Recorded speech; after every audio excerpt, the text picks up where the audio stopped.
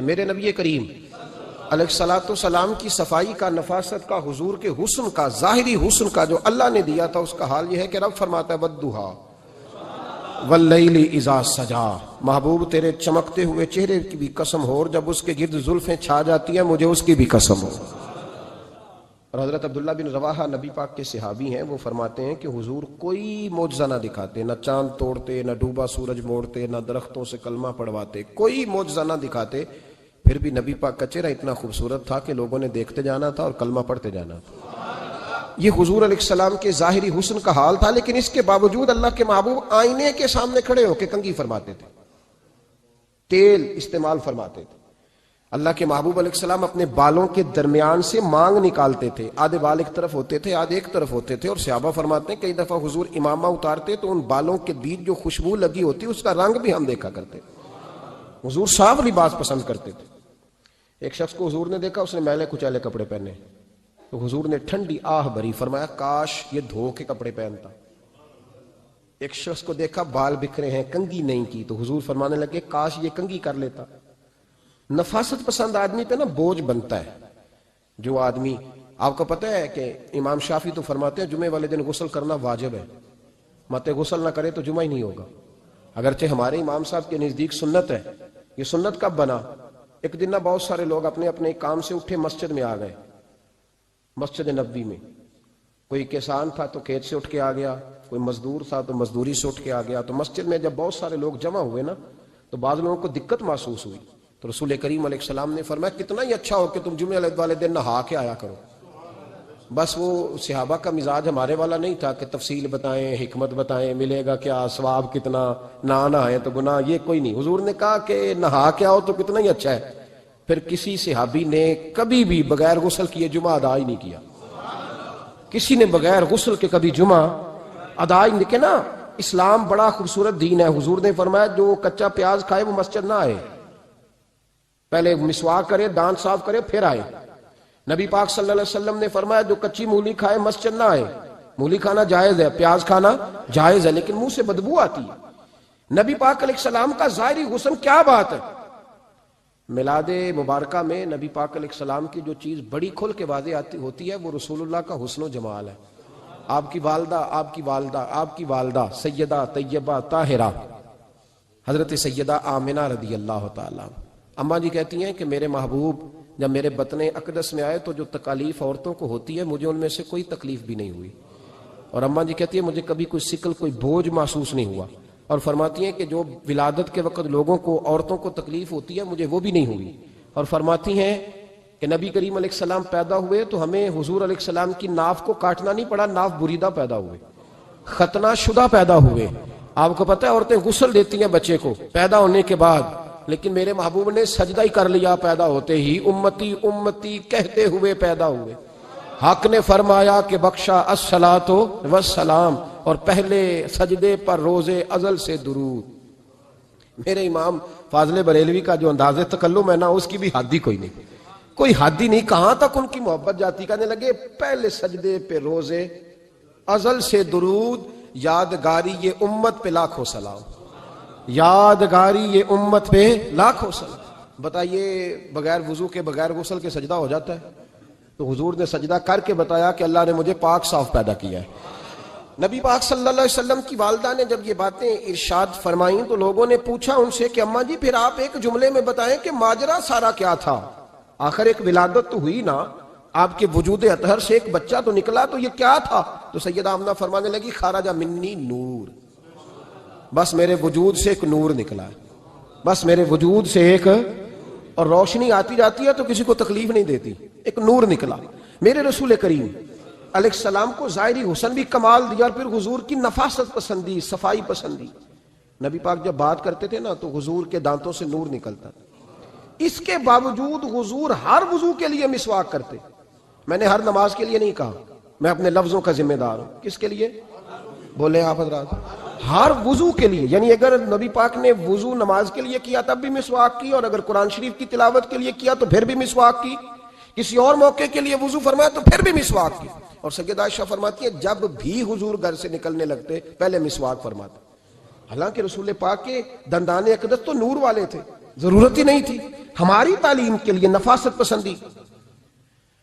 ایک بات میں نے شروع کرنی ہے پر آپ نے ناراض نہیں ہونا, پہلے وعدہ کر لیں. جڑے نہیں بولے انہوں نے کی ارادہ ہے ہو جانا ہے, چلو ہو جائے, کوئی گل نہیں, خیر ہے, ہو جائیں آپ ناراض. نبی پاک نے بڑی مونچھیں نہیں پسند کی, حضور کو اچھی نہیں لگتی تھی. ایک بات پوچھتا ہوں آپ سے, یہ درد دل ہے میرا اور صرف سمجھانے کے لیے عرض کر رہا ہوں, کوئی تنقید نہیں, اللہ تعالیٰ مجھے نیت کا وضو عطا کرے. ایک بات بتانا, اگر بہو کھانا پکا کے لائے اور سالن سے بال نکل آئے تو پھر اس کا کیا حال ہوتا ہے؟ کئی تو بوڑھے پلیٹ اٹھا کے دیوار میں مارتے ہیں, ایسا ہی ہوتا ہے نا, یہ کیا ہے؟ اور اگر کبھی روٹی سے نکل آئے تو بیوی صاحبہ کا کیا حال ہوتا ہے؟ یہ کوئی طریقہ ہے کھانا پکانے کا؟ اور اللہ تعالیٰ معاف کرے, اگر کبھی ہوٹل میں چلے جائیں امیر لوگ 15,000 کا ڈنر کرنے, تو وہاں کسی سالن کی پلیٹ سے بال نکل آئے تو پھر تو پیسے کیا دینے ہیں, پھر تو ان کو اور جرمانہ ہو جاتا ہے. یہ تو سارے بال نکل آئے تو مشکل, اور ویسے بھی جو نفاست ہے نا طبیعت کی, اس پر بوجھ بنتا ہے, بال کھانے میں ہو آٹے میں ہو تو بوجھ بنتا ہے. تو بڑی مونچھوں والا دوست بھائی بزرگ جب پانی پیے گا تو بال پانی میں جائیں گے کہ نہیں جائیں گے؟ حکیم اور ڈاکٹر کہتے ہیں کہ کینسر کے مرض کا خطرہ ہے. اب باقی بھی راضی نہ ہو, حضور نے بڑی مونچھیں بھی پسند نہیں کی اور چھوٹی داڑھی بھی پسند نہیں کی. حضور نے فرمایا داڑھیاں بڑھاؤ, مونچھوں کو پست کرو, مشرکین کی مخالفت کرو. اور ایک مقام پہ رسول پاک علیہ السلام نے یہاں تک فرمایا کہ جو مونچھیں پست نہیں کرتا وہ ہم میں سے ہے ہی نہیں. نے سخت لفظ. ایک صحابی تھے, آپ یقین کریں نا, کئی دفعہ دوستوں کو کہنا پڑتا ہے, اور کئی دفعہ نا مجھے محسوس ہوتا ہے کہ یار ہم روز ہی کہتے ہیں, لیکن کہتے پتہ کیوں ہے کہ بوجھ بنتا ہے وہ بندہ جو اس طرح کی تباہ کے ساتھ آتا ہے, جو حضور نے پسند نہیں کیا. ایک شخص نبی پاک کے سامنے آیا, قاضی عبد الدائم دائم صاحب نے لکھا ہے, بڑی خوبصورت بات لکھی ہے. کہنے لگے حضور کے سامنے وہ اکثر آیا کرتا تھا تو مونچھیں بڑی تھی, حالانکہ داڑھی بھی بڑی تھی, مونچھیں بھی بڑی تھی. 2-4 دفعہ حضور نے باتوں باتوں میں تحت اللفظ سمجھایا. کچھ بندے نہیں سمجھتے, تحت اللفظ سمجھاؤ یا بڑا کھول کھول کے سمجھاؤ پر بات سمجھنے کو تیار نہیں ہوتے. پتہ نہیں کیا ایسا حسن ہے بھئی, جو حسن نبی پاک نے پسند نہیں کیا وہ کبھی حسن ہو سکتا ہے, کبھی خوبصورتی ہو سکتی ہے. وہ کسی کا ذاتی کلچر تو ہو سکتا ہے پر دین کی تہذیب نہیں. نبی کریم علیہ السلام نے کئی دفعہ سمجھایا تو ان کی سمجھ میں بات نہ آئی. ایک دن وہ بیٹھے ہوئے تو حضور نے ایک صحابی سے فرمایا کینچی لاؤ. کہنے لگے میں سمجھ گیا کہ میرے ساتھ کچھ ہونے لگا ہے. ساتھ ہی حضور نے فرمایا ایک مسواک بھی لانا. کہنے لگے میں نے کہا بچت ہو گئی, میرے تو دانت صاف ہے. تو یہ شاید اس کی بات ہونے لگی ہے جس کے دانت بھی ٹھیک نہیں. دونوں چیزیں جب آ گئی نا تو حضور اٹھے اور نبی پاک نے مسواک ان کے ہونٹوں پہ رکھی. اسی سے آبی ہونٹوں کے اوپر مسواک رکھ کے تو اوپر سے حضور نے مونچھیں کاٹ دی. فرمایا یہ نہ ایسا کرو, یہ چیز مجھے پسند نہیں ہے. حضور نے نفاست پسندی کو. اب تو اللہ تعالیٰ خیر کرے, ملانگ آ گئے مارکیٹ میں, ملانگ درویشی فقیری, اور ان کے پاس رش بھی زیادہ ہے, ان کے درباروں پہ بھی رش زیادہ ہے. جی کہتے ہیں حضرت صاحب درویش آدمی ہے. بھئی روٹی تو پورے ٹائم پہ کھاتا ہے, مونچھیں کٹوانے میں ہی درویش ہو گیا ہے. نہ بال کٹواتا ہے نہ مونچھیں کٹواتا ہے. یہ گرو نانک کی تعلیمات ہیں, یہ نبی پاک کی تعلیم نہیں. وجود کا کوئی بال نہ کٹوانا یہ سکھوں کا طریقہ ہے, مسلمانوں کا یہ انداز. یہ کدھر کی فقیری ہے؟ دین کوئی غلاظتوں والا معاذ اللہ, کہ بابا کپڑے نہیں بدلتا, بابا غسل نہیں کرتا, بابا بال نہیں کٹواتا. بابا ہے پاگل ہے. قطعی طور پر کوئی فقیری نہیں. فقیری صرف وہ ہے جو میرے نبی نے کیا ہے صلی اللہ تعالی. اس منبر پر بیٹھنا فقیری ہے چونکہ حضور ہر جمعے بیٹھا کرتے تھے. مصلی پہ نماز پڑھانا فقیری ہے چونکہ حضور ہر جمعے ہر 5 نمازوں کی حضور امامت فرماتے. دین کی تبلیغ کرنا فقیری ہے جو میرے نبی پاک کیا کرتے. خلاف پیغمبر کسے راہ گزیر, وہ فقیری نہیں, وہ تماش بھی نہیں ہے, لوٹنے کا طریقہ ہے. اس کے علاوہ کوئی سٹائل نہیں. فقیری صرف وہ ہے جو رستہ میرے رسول پاک نے ہمیں عطا فرمایا, اس سے ہٹ کر کوئی فقر نہیں. میری بات کی سمجھ آ گئی آپ حضرات کو؟ نبی پاک علیہ السلام صاف لباس, اچھے کپڑے, اجلا انداز. اچھا جو بات جہاں میں لے کے جانا چاہ رہا ہوں اس کو سمجھیں. ایک آدمی ظاہری طور پر بڑا خوبصورت ہو پر کپڑے میلے کچیلے پہنے, وہ بھی بندہ اچھا نہیں لگتا. ظاہری بھی حسن ہو, کپڑے بھی اس کے صاف ہوں, لیکن بولے سخت, باتیں ترش کرے, تلخ جملے بولے تو اس کی بھی ساری پرسنالٹی ڈیمیج ہو جاتی, ختم. بڑا اچھا آدمی تھا, بڑا نورانی چہرہ تھا, بڑی خوبصورتی تھی, بڑا صاف ستھرا تھا, بڑا پاکیزہ تھا, کپڑے بھی بڑے خوشبو والے پہنے ہوئے تھے, بڑے صاف ستھرے لباس میں ملبوس تھا. لیکن جب اس نے بات شروع کی اور بزرگ تھا, سفید داڑھی تھی, معاذ اللہ تعالیٰ کسی بچے کو گالی دے دی, اچھا لگتا ہے؟ مجھے بتائیں اس کے پاس بیٹھنے کو دل چاہتا ہے؟ اس کی ساری پرسنالٹی جو ہوتی ہے وہ خراب ہو جاتی ہے. شخصیت کا جو ایک بھرم ہوتا ہے وہ ٹوٹ جاتا ہے. ایک روایت میری نظر سے گزری اور کیا ہی انداز ہے, امام زرقانی نے لکھی. ایک صحابی ہیں حضرت ابو قرصافہ رضی اللہ تعالیٰ عنہ، حضرت ابو قرصافہ رضی اللہ تعالیٰ عنہ فرماتے ہیں میں چھوٹا تھا، میری اماں اور میری خالہ مجھے ساتھ لے گئیں. میں نے کہا کہاں جانا ہے؟ کہنے لگے آؤ نبی پاک کا کلمہ پڑھنے جانا ہے. پڑھیے درود شریف صلی اللہ، سارے پڑھیے، پھر پڑھیے ایک دفعہ صلی اللہ تعالیٰ علیہ. حضور کا ذکر ہو تو فوراً درود پڑھنا چاہیے. نبی کریم علیہ السلام کی بارگاہ میں نا میری خالہ اور میری اماں دونوں مجھے ساتھ لے گئیں کلمہ پڑھنے. کہتے ہیں جب ہم حضور کی بارگاہ میں پہنچے، کلمہ پڑھا، واپس آئے تو میری اماں اور میری خالہ آپس میں بات کرنے لگی. میری خالہ کہنے لگی تو نے دیکھا ہے ان کا بولنا کتنا مزیدار تھا. میری خالہ کہنے لگی تو نے تو وہ دیکھا ہے، لیکن وہ جو غلام آیا تھا اس کے ساتھ ان کا رویہ کتنا پیارا تھا. تو نے دیکھا جب وہ کھانا کھا رہے تھے تو پہلا خیال انہوں نے ہمارا کیا. بار بار وہ ان کا ذکر کرتی، کہتے آپس میں حضور کی شانیں بیان کرتی، میری اماں بھی میری خالہ بھی. بالآخر بات لمبی ہو گئی تو میری اماں بولی، کہنے لگی بس کر، ہم کتنی عظمتیں بیان کریں گے، مجھے تو 3 باتیں سمجھ میں آئی ہیں. کتنی؟ 3 باتیں مجھے سمجھ میں آئی ہیں. کہا وہ کیا؟ تو کہنے لگی ما رأینا مثل حاضر الرجل احسن وجہا ولا القا صوبا ولا البنا کلاما. کہنے لگی مجھے تو 3 باتیں سمجھ میں آئی ہیں کہ نہ اتنا خوبصورت چہرے والا کوئی شخص دیکھا ہے، اور نہ اتنے صاف کپڑوں والا کو دیکھا ہے، اور نہ ہی اتنی میٹھی بولی بولنے والا کوئی دیکھا ہے. تینوں باتوں کی کمال ہے. ظاہری حسن بھی کمال، کپڑوں کی صفائی بھی کمال، اور رسول پاک کا بولنا بھی کمال، لب و لہجے میں مٹھاس بھی خوبصورتی والی. یہ اصل حسن ہے کہ ظاہراً بھی انسان بڑا منزہ ہو، باطناً بھی بڑا صاف ستھرا ہو. میرے رسول پاک علیہ السلام کا طریقہ مبارکہ پتہ کیا تھا؟ حضور صلی اللہ تعالیٰ علیہ وآلہ وسلم جب مسجد میں نماز پڑھ لیتے تو حضرت جعفر رضی اللہ تعالیٰ عنہ فرماتے، بخاری کی حدیث ہے، فرماتے ہیں میں مدینہ شریف میں آیا تو حضور نماز پڑھ لیتے تو صحابہ نبی پاک کے پاس آتے اور حضور کا دست مبارک پکڑ کے پہلے چومتے پھر چہروں پہ ملتے. پہلے چومتے پھر چہروں پر. نبی پاک کے صحابہ حضور کے قدم بھی چوما کرتے، قدموں میں جھکا کرتے تھے. یہ تو بھائی اس وقت پتہ چلتا ہے جب کسی سے پیار ہو جاتا ہے، جب کسی بندے سے. میں اکثر مثال دیا کرتا ہوں اکثر کہ کسی کا بچہ پیشاب کرے تو کہہ آتی ہے، الٹی آتی ہے، لیکن اپنا بچہ بالوں میں بھی کر دیتا ہے، پھر کوئی کہہ نہیں آتی چونکہ اپنا ہے نا، پیار ہو گیا نا. اب وہ کیفیت جب کسی سے محبت ہو جاتی ہے نا تو کچھ چیزیں صرف سمجھنے کی نہیں، کچھ چیزیں ایسی ہوتی ہیں جو محسوس کرنے والی ہوتی. اس نے کہا تھا عشق ایک ڈھونگ ہے. میں نے کہا تجھے عشق ہو خدا کرے، پھر کوئی تجھے اس سے جدا کرے، تو اسے تسبیحوں پہ پڑھا کرے، تو اسی کا نام جپا کرے، تو گلی گلی پھرا کرے، پھر میں کہوں کہ عشق ایک ڈھونگ ہے اور تو نہیں کہا کرے. پھر میں کہوں کہ عشق ایک ڈھونگ ہے اور تو. اس نے کہا تھا عشق ایک ڈھونگ ہے، تو میں نے کہا تجھے عشق ہو خدا کرے. بھائی یاد رکھو جب انسان کو محبت ہوتی ہے تو پھر اس کے انداز بدل جاتے ہیں، اس کے طور طریقے تبدیل ہو جاتے ہیں. وہ میں اکثر ایک بات کہا کرتا ہوں، میں کہتا ہوں بچہ باہر سے برگر کھا کے آ جاتا ہے رات کو، اماں کہتی بیٹے روٹی کھا لو، کہنا تو گوبھی پکائی میں نہیں کھانی، حالانکہ برگر کھا آیا ہے، دور سے کھا آیا ہے. تو اماں اس کو کہتی ہے پھر میں سوئیاں نہ بنا دوں تھوڑی سی اپنے بیٹے کو، فٹافٹ چاول نہ تجھے ابال دوں، ساتھ میں باریک دال بنا دیتی. کہتا نہیں میری مرضی کا پکاتے ہی نہیں، میں نے نہیں کھانا.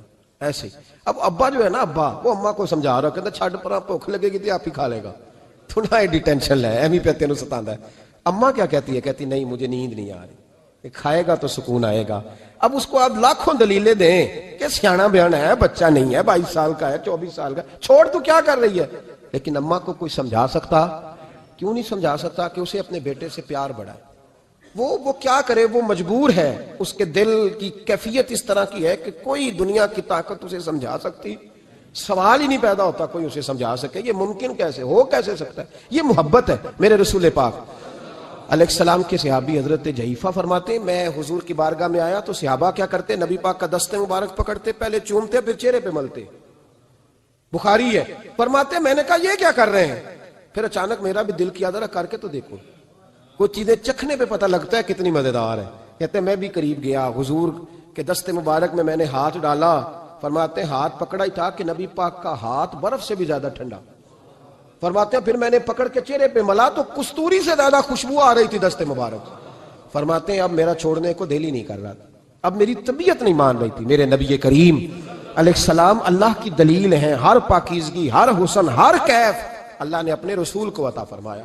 دنیا کی جتنی غلاظتیں تھیں جب کوئی حضور کے قریب جاتا تھا تو ساری غلاظتیں دور ہو جاتی. کما ارسلنا فیکم رسولا منکم یتلو علیکم آیاتنا ویزکیکم. اللہ فرماتے ہیں میرے محبوب تم پر میری آیتیں پڑھیں گے اور تمہیں پاک فرما دیں گے. تمہاری ساری ناپاکیاں نبی پاک دور کر دے، ہر غلاظت تم سے دور ہٹ جائے۔ ایک صحابی ہیں حضرت شیبہ بن عثمان رضی اللہ تعالی عنہ، وہ کہتے ہیں میرے والد کو اور میرے چچا کو مسلمانوں نے احد میں قتل کر دیا تھا، میرے دل میں بڑا غصہ تھا، بڑا جلال تھا کہ کبھی مجھے موقع ملے تو میں بدلہ لوں گا۔ کہتے ہیں فتح مکہ کے بعد نبی پاک علیہ السلام حوازن کی جنگ کے لیے نکلے، مجھے پتا چلا حضور جا رہے ہیں، تو میرے اندر شعلے بھڑک رہے تھے انتقام کے۔ روز میں منصوبہ بندی کرتا، پلاننگ کرتا کہ کسی طریقے سے میں ان تک پہنچوں گا اور بدلہ لوں گا۔ کہتے ہیں نبی کریم علیہ السلام نہ حوازن کے لیے پہنچ چکے تھے، فرماتے ہیں میں بھی جنگ میں جا کے شریک ہو گیا، اور میں نے طریقہ اس طرح کا اختیار کیا کہ کسی طریقے میں حضور تک پہنچ جاؤں۔ سمجھ آ رہی ہے میری بات کی؟ نبی کریم علیہ السلام تک کسی طریقے پہنچ جاؤں۔ فرماتے ہیں لڑتے لڑتے، لڑائی کے دو طریقے ہوتے تھے، کبھی تو ایسے ہوتا تھا کہ ایک دو آدمی مل کے آپس میں لڑتے تھے، پھر گمسان کا رن پڑتا تھا، گھمبیر ہو جاتی تھی جنگ، سمجھ نہیں آتی تھی تیر کہاں سے آیا، نیزہ کہاں سے آیا۔ فرماتے جب گمسان کا رن پڑا نا، مجھے موقع مل گیا، میں حضور کے قریب پہنچ گیا۔ حضرت شیبہ بن عثمان رضی اللہ تعالیٰ عنہ کہتے جب میں پہنچ گیا تو میں نے نا دیکھا کہ اب حضور کے قریب لوگ نہیں ہیں۔ فرماتے میں نے نا فوراً تلوار اٹھائی، تلوار اٹھا کے میں حضور کو معاذ اللہ شہید کرنے ہی لگا تھا کہ ایک نور چمکا حضور کے سامنے۔ پڑھیے درود صلی اللہ علیہ وسلم۔ کہتے ایک نور چمکا، اتنی تیزی تھی اس نور میں کہ میری آنکھیں بند ہو گئی، میرے ہاتھ سے تلوار گر گئی، آنکھیں چندھیا گئی میری۔ فرماتے تلوار میرے ہاتھ سے چھوٹ گئی۔ اب جب وہ روشنی مدھم ہوئی نا تو میں نے دیکھا نبی پاک سامنے کھڑے مسکرا رہے ہیں۔ میں نے کر دیا، آپ نے سن لی، ذرا دیکھو تو صحیح، جو تلوار لہرائے اسے دیکھ کے بھی کبھی کو مسکرایا ہے؟ جس نے تلوار ہی لہرا دی، جو شہید کرنے ہی لگا تھا، پہنچ گیا تھا۔ لیکن یہ اخلاق میرے رسول پاک کا ہے صلی اللہ اعلیٰ حضرت فاضل بریلوی کا ایک شعر میں نے پڑھا۔ کئی کچھ چیزیں ایسی ہوتی ہیں جو بس نا وہ آتی تو سامنے ہیں لیکن وہ اتنا لطف دے جاتی ہیں کہ ٹھنڈا ہو جاتا ہے مزاج۔ رات کو میں شعر پڑھ رہا تھا اعلیٰ حضرت کا فاضل بریلوی رحمت، اور میں نے شعر پڑھا تو مجھے اچھا لگا سنانا۔ ایک دوست کو میں نے فون کیا، میں نے کہا یار ذرا شعر تو سن لے، یہ پہلی دفعہ نظر سے گزرا ہے، ابھی سیدھا سادہ لیکن روح تک اتر گیا۔ اعلیٰ حضرت فرمانے لگے نبی پاک کے بارے میں، فرمانے لگے سیدھی سیدھی روش پر کروڑوں درود، سیدھی سیدھی روش پر، بالکل سیدھی ہے حضور کی باتیں، کسی پیچیدگی کی ضرورت نہیں۔ کہنے لگے سیدھی سیدھی روش پر کروڑوں درود، سادی سادی طبیعت پہ لاکھوں سلام، سادی سادی طبیعت پہ سیدھی سیدھی روش پر کروڑوں درود اور سادی سادی طبیعت پہ لاکھوں سلام۔ میرے نبی کریم صلی اللہ علیہ وسلم مجھے دیکھ کے مسکرائے، اور فرمایا جب حضور مسکرائے نا تو میں نبی کریم علیہ السلام کو دیکھ کے حیران ہوا کہ میں نے تلوار تانی تھی اور حضور نے مسکرانا شروع کیا۔ فرماتے اب حضور نے مجھے بلایا، آواز کے ساتھ نہیں بلایا، حضور نے اشارہ کیا یوں کر کے، فرمایا ادھر آؤ نا۔ فرماتے مجھے اب یہ بھی سمجھ نہیں آئی کہ کس نے مجھے اٹھا کے حضور کے قریب کر دیا۔ فرماتے میں نبی کریم کے قریب گیا تو حضور نے میرے دل پر 3 تھپکیاں دی۔ ایک تھپڑ ہوتا ہے، ایک تھپکی ہوتی ہے، پتہ ہے نا فرق کا؟ ایک تھپڑ کو مارے تو جلال آتا ہے اور تھپکی دے تو پیار آتا ہے۔ کہتے ہیں حضور نے 3 تھپکیاں دی اور دی بھی میرے دل پر، 1 پھر 2 پھر 3۔ کہتے ہیں پہلی تھپکی دی تو میرے اندر سے کفر نکل گیا، دوسری تھپکی دی تو میرے اندر ایمان داخل ہو گیا، اور تیسری تھپکی جب نبی پاک علیہ السلام نے دی تو مجھے ہر چیز سے بڑھ کر رسول اللہ سے پیار ہو گیا، محبت ہو گئی نبی کریم سے۔ آپ فرماتے ہیں اب حضور نے نا فوراً میرے ہاتھ میں تلوار تھمائی، فرمایا پہلے تو ہمارے خلاف لڑ رہا تھا، تلوار پکڑ، اب ہماری طرف سے لڑ، تلوار پکڑ اور لڑ۔ آپ فرماتے ہیں میں اتنا لڑا کہ جو حضور کا دشمن سامنے آتا میں گلا کاٹ دیتا، جو آتا میں اس کے ٹکڑے کر دیتا۔ فرماتے ہیں پہلے میں باپ کا بدلہ لینے آیا تھا اور اب میرا یہ حال ہے کہ اگر میرا باپ بھی سامنے آئے گا تو میں اس کا بھی گلا کاٹ دوں گا، لیکن حضور کے قریب کسی کو جانے نہیں دوں گا۔ حضرت شیبہ بن عثمان کہتے ہیں جنگ ختم ہو گئی، حضور خیمے میں گئے، میں بھی گیا، اب نبی پاک لوگوں سے باتیں کر رہے ہیں، حضور لوگوں سے باتیں کر رہے ہیں، میں ایک کونے میں بیٹھا سوچ رہا ہوں کہ میں تو بدلہ لینے آیا تھا، یہ میرے ساتھ ہوا کیا؟ حضور لوگوں سے باتیں کرتے جا رہے ہیں، میں سوچتا جا رہا ہوں کہ میں تو انتقام لینے آیا، یہ کیا معاملہ ہوا؟ کہتے ہیں محبوب نے اچانک میری طرف نظر اٹھائی اور فرمانے لگے شیبہ ایک ارادہ تو نے کیا تھا جو غلط تھا، اور ایک ارادہ میرے رب نے کیا ہے اور تیرے اوپر فضل فرما دیا ہے۔ فرماتے حضور نے اب مجھ سے فرمایا کوئی خواہش ہو تو بتاؤ، مانگ لو کچھ مانگنا ہے تو۔ میں نے عرض کی یا رسول اللہ میری بخشش کی دعا کر دیں، بڑا میرا خوفناک ماضی ہے، میں اسلام کا بڑا دشمن رہا ہوں۔ حضور دعا کر دیں یاد ماضی عذاب ہے یا رب چھین لے مجھ سے حافظہ میرا، یا رسول اللہ بڑے گناہ ہیں میرے دعا کر دیں. کہتے ہیں میں نے دعا کے لیے کہا اور حضور پھر دوسرے لوگوں سے باتیں کرنے لگ گئے، کبھی اس سے کبھی اس سے کبھی اس سے. میں سوچنے لگا کہ میری بات کا کوئی جواب ہی نہیں آیا. جب تو 3 بار میں نے سوچا تو میرے کریم نے پھر توجہ میری جانب کی اور فرمایا تو نے بخشش کی دعا کا کہا تھا، میں نے سن لیا ہے، رب کریم نے تیری بخشش فرما دی ہے، اللہ نے تجھے بخش دیا ہے، تیری خطائیں رب کریم نے معاف کر دی. نبی پاک کے دست مبارک کی برکت. رسول پاک ایک صحابی تھے حضرت فرقد ان کا نام تھا رضی اللہ تعالی. پہلے نا میں جب گفتگو کیا کرتا تھا نا تو میں صحابہ کا نام نہیں لیتا تھا، میں کہتا تھا ایک صحابی فرماتے ہیں، چونکہ صحابہ کے نام مشکل تھے، لوگوں کو یاد نہیں رہتے. ایک دن میرے دل میں خیال آیا کہ نام لیں گے نہیں تو انہیں آئیں گے کیسے، چلو خود کسی کو یاد ہو جائے گا. تو مجھے اچھا لگا، پچھلی دفعہ میں نے حضرت سعد بن ناجیہ کا نام لیا تو مجھ سے میرے دوستوں نے کہا ذرا لکھ کے دیں کیا نام تھا. مجھے خوشی ہوئی کہ یار اگر یہ لفظ کہے جائیں گے تو لوگوں کو دلچسپی ہوگی. حضرت فرقد ایک صحابی تھے اور یہ وہ صحابی ہیں جنہوں نے حضرت عمر کے زمانے میں موصل کا علاقہ فتح کیا تھا. بڑے دلیر تھے، ان کی 4 بیویاں تھیں. وہ کہتے ہیں جب بھی یہ گھر میں آتے تو خوشبو اتنی اعلیٰ لگا کے آتے کہ ہم حیران ہو جاتی. عورتیں زیادہ تیاری کرتی ہیں نا مردوں سے کہ نہیں؟ کیا آج کل مرد زیادہ کرتے ہیں؟ چلو میں درد چھوڑو، میں اپنی اصلاح کرنا. تسی دوواں گلاں تے انجن کیتا ہے، اب پتہ نہیں سچ کیا ہے، کون زیادہ تیاری کرتا ہے؟ چلو بیٹھے جو مرد نے. ویسے میرے پاس جو اخباری تراشے ہیں ان میں یہ لکھا ہے کہ آج کل مردوں کے میک اپ پہ زیادہ خرچ آنے لگا ہے. یہ تحقیقی رپورٹ ہے. اور پاکستان میں سب سے زیادہ جو اخراجات ہیں وہ میک اپ کے سامان کے ہیں. پہلے لڑکیاں بیوٹی پارلر جاتی تھی، اب لڑکے بھی جاتے ہیں. پہلے صرف دلہن جاتی تھی، اب سارا خاندان جاتا ہے. اللہ تعالیٰ معاف کرے. اس کے باوجود بڑی غربت ہے ملک میں، پریشانی بھی بڑی ہے. اس کے علاوہ ہمیں غریبوں کا درد ہے، اس کے باوجود ہم لوگوں کی مدد کرنا چاہتے ہیں. پتہ نہیں کیا ترجمہ کیا ہم نے غریب پروری کا، کیا معنی بنایا، اللہ ہی بہتر جانتا ہے. کہ وہ چیزیں جن کی بالکل حاجت نہیں، بالکل ضرورت نہیں، ان پر لاکھوں لٹا کے کہتے ہیں وہ دیکھو بیچارے کو روٹی نہیں مل رہی. تو بھائی آپ مہربانی کرتے خالی کنگھی کر لیتے، باقی پیسے غریب کو دے دیتے. لیکن چلے معیار ہے نا ہمارا، اپنا معیار ہے، اس پر میں جاتا نہیں، بات نہیں کرتا. نبی کریم علیہ الصلوۃ والسلام کہ صحابی ان کی ازواج کہتی ہیں کہ اب عورتیں زیادہ تیاری کیا کرتی تھیں، لیکن وہ جب گھر آتے نا تو اتنی خوشبو لگاتے. کہتی ہم چاروں مل کے کوشش کرنے لگی، ڈھونڈنے لگی کہ وہ خوشبو کا پتہ کریں جو یہ لگاتا ہے. ہم نے بازار سارے تلاش کر لی. عرب کے اندر آج بھی خوشبو کا بڑا شوق ہے اور بڑی مہنگی خوشبو ملتی ہے. کبھی آپ بازار جائیں، کہتی ساری خوشبوئیں لگا لی، تھک گئیں. ایک دن چاروں سوتنے مل کے بیٹھی، کہنے لگی ہم نہیں اس کا مقابلہ کر سکتے، آج پوچھ لے کہاں سے خوشبو لگاتا ہے. پوچھ ہی لیتے ہیں، چلو بات ہی ختم ہو جائے، پوچھ لیں. یہ ہم جتنی مرضی اعلیٰ لگائیں، جب یہ آ جاتا ہے نا، کچھ لوگ میرے محفل ہوتے ہیں، جہاں آ جاتے ہیں وہاں چھا جاتے ہیں. تو یہ جب آتے ہیں تو چھا ہی جاتے ہیں. کیا کریں، اس طرح کا میرے محفل ہے، کیا کریں اس کا. فرمانے لگی ایک دن چاروں سوتنوں نے مل کے ان کو بٹھا لیا. کہنے لگی بتاؤ تو صحیح خوشبو کون سی لگاتے؟ کہنے لگے کوئی بھی نہیں، کبھی لگائی نہیں، آج تک نہیں لگائی. تو کہتے ہیں بیویاں کہنے لگی صحابہ تو غلط بیانی نہیں کرتے، پر آپ کیا بات کر رہے ہیں، یہ کیسے ہو سکتا ہے کہ آپ آتے ہیں تو ہم حیران ہو جاتی ہیں. فرمانے لگے جس دن کی تم لگی ہوئی ہو نا میری خوشبو کا مقابلہ کر دے، مجھے پہلے دن کا پتہ ہے. تو میں نے کہا چلو زور لگا ہی لیں، دیکھ ہی لیتے ہیں کہاں تک بات جاتی ہے تمہارے پاس جتنا زور لگا لو. بہرحال میں اللہ کی قسم اٹھا کے کہتا ہوں کبھی نہیں لگائی. تو بیویاں کہنے لگی پھر بتا تو صحیح، تو ایک دلیر آدمی ہے، اور جو دلیر لوگ ہوتے ہیں وہ خوشبوؤں کے اور کپڑوں کے اور ان چیزوں میں زیادہ وقت نہیں لگاتے، ان کے تو مشن اور طرح کے ہوتے. آپ تو مجاہد قسم کے آدمی ہیں، پر ہر وقت خوشبو آتی ہے. تو حضرت فرقد رو پڑے، کہنے لگے بیمار ہو گیا تھا، لاچار ہو گیا تھا. حکیموں طبیبوں نے انکار کر دیا. وجود پر میرے آبلے نکل آئے، پھنسیاں بن گئی، ان میں پیپ بھر گئی، بیٹھ نہیں سکتا تھا، اٹھ نہیں سکتا. جب تھک گیا نا تو دروازہ رسول پہ چلا گیا. جب تھک گیا طبیبوں کا تھکایا ستایا حضور کی بارگاہ میں، کہا محبوبہ دیکھے تو صحیح میرا کیا حال.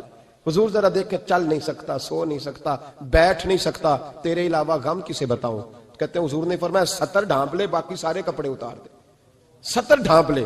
کہتے ہیں ٹخنوں سے لے کر ناف تک میں نے 70 ڈھانپ لی، باقی سارے کپڑے اتارے.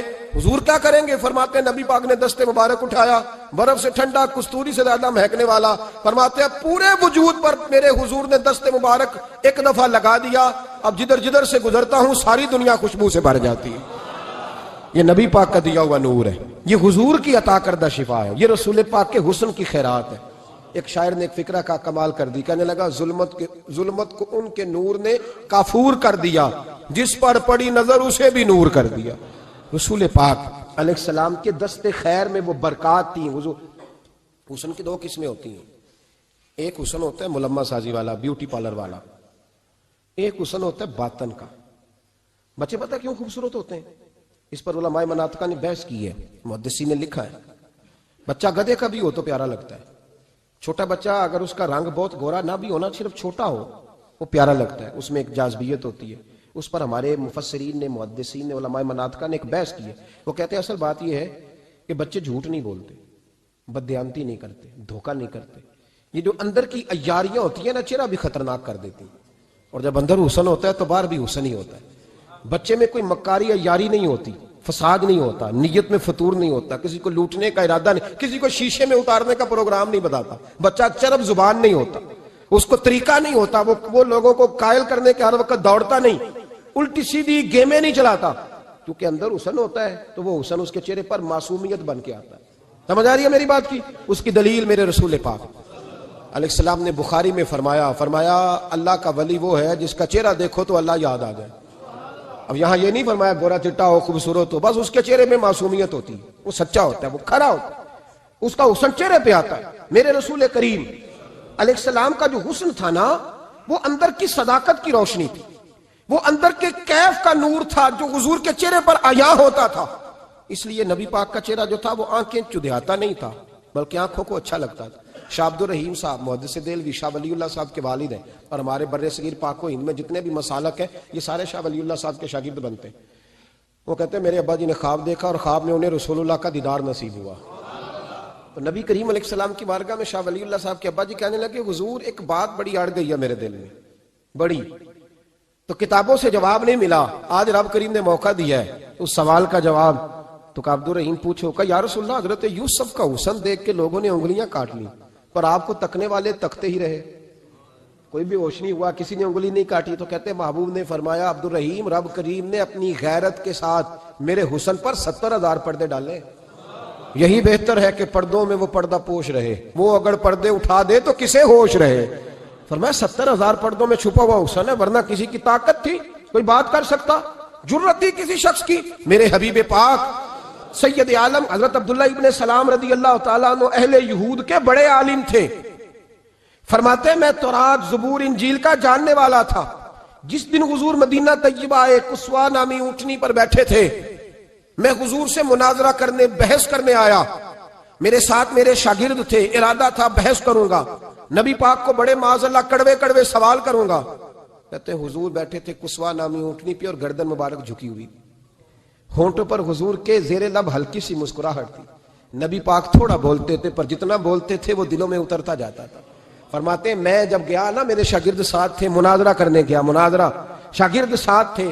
فرماتے ہیں میں بڑے سوالات تیار کر کے گیا، پر حضور گھوڑے پہ بیٹھے تھے۔ دو باتیں میں نے سنی، حضور نے فرمایا رشتہ داروں سے اچھا سلوک کرو، اپنے غلاموں کا خیال کرو۔ کہتے ہیں وہ شاگرد مجھے دھکے دینے لگے، کہنے لگے چل استاد جی آگے ہو، کرو سوال، چلو نا آگے بڑھو نا آگے۔ یہ کئی دفعہ نعرے لگانے والے بھی مروا دیتے ہیں نا، چلو نا چلو آگے، چلو بڑھو آگے، کرو بات، آؤ نا۔ کہتے ہیں میں ذرا آگے بڑھا، دھکا دیا انہوں نے۔ فرماتے میں آگے بڑھا اور میں نے قریب محبوب کے قریب جا کے کہا حضور مجھے کلمہ پڑھا دے، میں مسلمان ہونے آیا ہوں۔ یعنی عام آدمی تو قائل ہو جاتا ہے عالم اور تورات زبور انجیل کا جاننے والا، حضور کلمہ پڑھائیں۔ کہتے ہیں میں واپس آیا نا کلمہ پڑھ کے، تو شاگرد کہنے لگے استاد جی آپ تو مناظرہ کرنے آئے تھے، یہ کیا ہوا؟ تو یہ لفظ ہے حضرت عبداللہ ابن سلام کے، فرمانے لگے تم نے نبی پاک کا چہرہ نہیں دیکھا، ان کی آنکھوں کی روشنی نہیں دیکھی، تم نے چہرے کی معصومیت نہیں دیکھی، لب و لہجے کا وقار نہیں دیکھا؟ کتنے دنوں کے تھکے ماندے آج وہ مدینے پہنچے، پر ان کے لب و لہجے میں کوئی اکتاہٹ، کوئی تھکاوٹ، کوئی لفظوں میں جھول تم نے دیکھا ہے؟ فرمانے لگے جس کا اس طرح کا چہرہ ہوتا ہے وہ جھوٹا نہیں سچا ہوا کرتا ہے۔ میرے نبی پاک علیہ السلام کے غلام حضرت طارق بن عبداللہ رضی اللہ تعالیٰ عنہ فرماتے ہیں کلمہ پڑھنے سے پہلے ایک دفعہ ہمارا سارا قبیلہ تجارت کے لیے نکلا تھا، اور اس وقت منظر یہ ہوتا تھا کہ ہم اپنی عورتوں کو بھی ساتھ لے جاتے تھے، 6 مہینے سفر کرنا ہوتا تھا، اونٹ گھوڑے ہم بیچا کرتے تھے، عورتیں بھی ساتھ رہتی، کھاتے بھی پکاتے بھی۔ کہتے ایک سفر سے ہم واپس آ رہے تھے تو مدینے کے باہر صحرا میں ہم نے پڑاؤ کیا، اکیلے رسول پاک صلی اللہ، پھر ایک دفعہ پڑھیے گا، ایک دفعہ پھر کہیے گا صلی اللہ تعالی علیہ وسلم. کہتے ہیں نبی پاک تنے تنہا اکیلے حضور نہ سیر کرتے کرتے ہمارے قافلے کے پاس سے گزرے, خیمے لگے تھے, پڑاؤ کیا, محبوب تشریف لے آئے. کہتے ہیں حضور سید عالم صلی اللہ تعالی وسلم تشریف لائے. کوئی قبیلے میں سے, قافلے میں سے حضور کو جانتا نہیں تھا. ایک سرخ رنگ کا اونٹ تھا ہمارے سردار کا جو بکنے سے رہ گیا تھا, بڑا خوبصورت. کہتے ہیں نبی پاک کو پسند آ گیا. حضور پوچھنے لگے تم کون ہو؟ کہا جی مسافر ہے. کہاں سے آئے ہو؟ فلاں جگہ سے آئے ہیں. کس لیے آئے ہو؟ ہم تجارت کی غرض سے نکلے. اونٹ بیچو گے؟ بیچنا ہے. کتنے کا؟ سودا طے ہوا. اس نے کہا اتنے لینے, حضور نے کہا اتنے دینے ہیں. بات طے ہو گئی. کہتے ہیں لگام حضور نے پکڑی اور فرمانے لگے وہ سامنے میرا شہر ہے جس کا نام مدینہ, وہ میرا شہر ہے. میں ابھی مدینے جاتا ہوں, اپنے غلام کو بیچتا ہوں اور تمہیں آ کے نا قیمت دے جاتا ہے. محبوب گھوڑے کی لگام تھا, اونٹ کی لگام تھا میں, نکیل تھا میں, اونٹ تھا سرخ رنگ کا. حضور لے کے جب نکلے نا, تھوڑا سا چند قدم آگے گئے تو ان میں سے ایک شخص بولا, کہنے لگا سردار اب سیانے لوگ ہیں, سمجھدار ہیں. اس شخص کا نام پوچھا آپ نے, قبیلہ پوچھا ہے, ایڈریس کا پتہ ہے کہاں رہتا ہے, اتنا قیمتی اونٹ دے دیا. سردار بھی کہنے لگا, سارے کہنے لگے یار ان کی باتوں میں اتنی لذت تھی, ان کے گفتار و رفتار اتنی باوقار تھی, مزیدار تھی کہ ہوش ہی کوئی نہیں رہا. بھئی ہم پرانے تاجر ہیں, کبھی اس طرح کا سودا کیا ہی نہیں جس طرح کا آج ہو گیا. اوہو واقعی کچھ نہیں یاد رہا, کوئی سمجھ نہیں آئی. وہ ابھی نظر آ رہے, ایک آدمی دوڑ کے جاؤ, دوڑ کے اور جا کر کے نا ان سے کہو, بڑی جائز بات ہے, وہ ناراض بھی نہیں ہوں گے. ان سے ایک شخص کہو کہ بھئی اونٹ دے جاؤ, پیسے لے آنا اور اپنا مال لے جانا, دوڑ کے جاؤ. ایک شخص دوڑنے لگا تو سردار کی بیوی خیمے کے اندر تھی, پردے کے پیچھے سے بولی, کہنے لگی خبردار کوئی پیچھے نہ جائے, اگر پیسے مل گئے تو ٹھیک ہے, نہ ملے تو میں دے دوں گی, کوئی پیچھے نہ, کوئی نہ جائے پیچھے. سردار کہنے لگا تو جانتی ہے؟ کہنے لگی نہیں. کہا گارنٹی کیوں دے رہی ہے؟ تو کہنے لگی تم نے ان کا چہرہ نہیں دیکھا, تم تو سودے کر رہے تھے, میں پردے کے پیچھے سے دیکھ رہی تھی. پیر مہر علی شاہ صاحب کو کسی نے کہا تھا نبی پاک کا حلیہ بیان کریں, بتائیں حضور کے کان مبارک کیسے تھے, آنکھیں کیسی تھی, ناک مبارک کیسی تھی, بینی مبارک کیسی تھی. تو پیر مہر علی شاہ صاحب کہنے لگے کوئی مثل نہیں ڈھولن دی. کہنے لگے مجھ سے نہیں بیان ہوتا حضور کا حلیہ, کوئی مثل نہیں ڈھولن دی.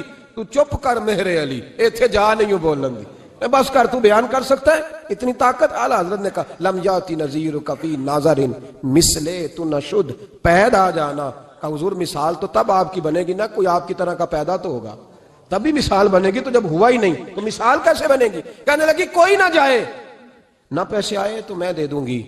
میں تو پردے کے پیچھے سے دیکھ رہی تھی, ان کے چہرے کا وقار دیکھا, ان کی آنکھوں کی روشنی دیکھی, ان کے لفظوں کا حسن دیکھا. تم 50 باتیں کرتے تھے, وہ ایک جواب دیتے تھے, اور گنے چنے لفظ بولتے تھے. ان کی سادگی کا وقار دیکھا. جانے دو, نہ پیسے آئے تو میں دوں گی. کہتے ہیں حضور گئے, تھوڑی دیر کے بعد ایک کالے رنگ کا حبشی غلام آیا, پیسے بھی پکڑے اور اپنی چادر میں نا کھجورے باندھ کے تو پیچھے ڈالی ہوئی, اور دیہاتی لوگ پیچھے نہیں ڈال لیتے, کھجورے ڈال کے پیچھے. کہتے ہیں وہ آئے اور ان کے آنے کا انداز بھی بڑا نرالا تھا. کہتے ہیں وہ جھومتے جھومتے اللہ کا ذکر کرتے, اللہ الصمد کرتے پہنچ گئے, اور آگے کہنے لگے تم سے میرے نبی نے اونٹ خریدا, تم سے؟ کہا ہم سے خریدا ہے. کہنے لگے یہ تمہارے پیسے, اور پھر چادر کھول کے صحرا پہ بچھا دی. کہنے لگے یہ تمہارے پیسے, اور کھجورے کھاؤ, میرے نبی نے تحفہ بھیجا ہے, کھاؤ حضور نے تحفہ بھیجا ہے. تو وہ سردار کی بیوی اوٹ ہٹا کے کہنے لگی, اور کالے رنگ کے حبشی غلام انہیں کھجوریں کھلا, اور مجھے اس عزت والی ماں کا نام بتا جس کے گھر میں ایسا لال پیدا ہوا, انہیں کھجوریں کھلا, اور مجھے اس عظمت والے باپ کا نام بتا جس کے گھر میں ایسا پھول کھلا ہے, وہ قبیلہ تو بتا تو صحیح, وہ کون تھے. 2 گھڑیاں رکے ہیں پر خوشبو ہی پھیل گئی ہے, رنگ ہی بدل گیا, تار کوئی مثل نہ ڈھولن دی. تو چپ کر مہر علی, ایتھے جا نہیں ہوں بولن دی. حضرت طارق بن عبداللہ کہتے ہیں جناب بلال فرمانے لگے وہی تو اللہ کے آخری رسول ہیں, وہی تو خاتم المرسلین ہیں, وہی تو ہیں جنہیں اللہ نے ساری انسانیت کے لیے نمونہ عمل بنایا. کہتے ہیں ہم اونٹ بیچنے گئے تھے پر سارے کا سارا قبیلہ ہی مسلمان ہو گیا. نبی پاک کی حضور کے ظاہری حسن کے تذکرے ہماری اولادوں کو آنے چاہیے. ایک شعر مرحوم اعظم چشتی نے کہا تھا, کمال کر دی. کہنے لگے سمجھا نہیں ہنوز میرا عشق بے ثبات, تو کائنات حسن ہے یا حسن کائنات؟ میں آج تک سمجھ نہیں سکا. سمجھا نہیں ہنوز میرا عشق بے ثبات, تو کائنات حسن ہے یا حسن کائنات. بھائیو وہ سارے طریقے اپناؤ جو رسول پاک نے عطا فرمائے. حسن بھی نبی پاک کے طریقوں میں ہے، پاکیزگی بھی نبی پاک کے طریقوں میں ہے، بقا بھی حضور کے. اور جو چاہتا ہے نا دنیا میں سب سے خوبصورت بن جائے، نظر آئے اور اس کی خوشبو سے لوگوں کے دل ٹھنڈے ہوں، وہی طریقہ اپنائے جو میرے نبی نے عطا کیا ہے. آخر دعوانا میرے آقا مدینے میں مجھے بھی اب بلا لیجئے، میرے آقا مدینے میں مجھے بھی اب بلا لیجئے. ترستی ہے میری آنکھیں، ترستی ہے میری آنکھیں، مجھے روضہ دکھا دیجئے. میرے آقا مدینے